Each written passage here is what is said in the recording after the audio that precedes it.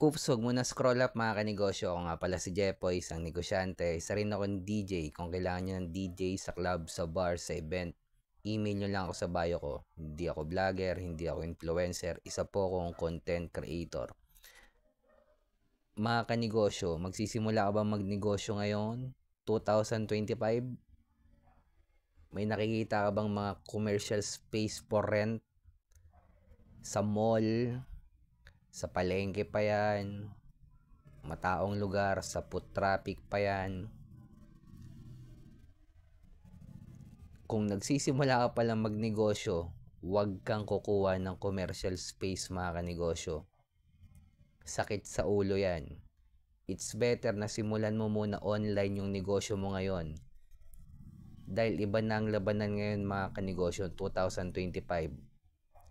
It's better na gumawa ka muna ng original content kaysa kumuha ka ng commercial space. Bakit? Kung kukuha ka ng commercial space mga kanegosyo, tatrabawin mo rin yung online mo. Magpo-post ka rin online. E di simulan mo muna online, bumenta ka muna online. Kung kumita yung online, tsaka kumuha ng commercial space. Simulan mo sa paggawa ng original content mga kanegosyo. Dahil yan ang labanan ngayon. Kung nahihiya kang gumawa ng original content, kinapalan na po natin yung mukha natin sa pagninegosyo. Kapalan na rin natin yung mukha natin sa paggawa ng content. Kung hindi mo alam yung pasikot-sikot sa TikTok, kung matanda ka ng negosyante, utusan mo yung anak mong bunso, pamangkin mo, bayaran mo, videoan ka araw-araw, upload sa social media. Dahil kasama na sa trabaho natin yung original content bilang negosyante. Mapapansin nyo mga kanegosyo, ano yung mga negosyo na sumisikat ngayon at kumikita? Yung karamihan gumagawa ng original content. Example na lang, kay Diwata Pares. Nagsimula yon sa original content lang din. Maraming nagtitinda ng pares, bakit si Diwata yung sumikat? Dahil sa original content. Kaya, wag ka munang kukumuha ng commercial space mga kanegosyo. It's better na simulan mo muna sa paggawa ng content. At sa nagtatanong nga pala kung anong gamit kong microphone,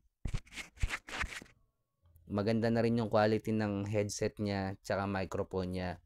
Nandyan sa baba, sa yellow basket, diyan ko nabili mga kanegosyo. Mga worth 300 plus. Nagbabago kasi yung price niya.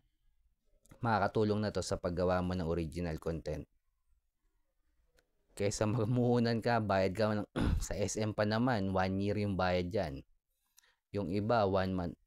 3 months deposit, 1 month advance, 3 month deposit. Bigay mo na lang sa kanila yung pera mo kaysa magnegosyo ka. Sila lang yung papakitain mo mga kanegosyo. Simulan mo muna online.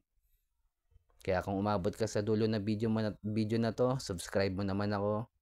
Comment ka lang sa baba kung kukuha ka ng negosyo. Huwag ka magsimula ng commercial space. Heart mo na rin tong video ko. Bilang negosyante, kung dumadanas tayo ng pagsubok or struggle, huwag natin kalimutan mag-pray kahit anong religion natin. Ingat tayong lahat. Peace.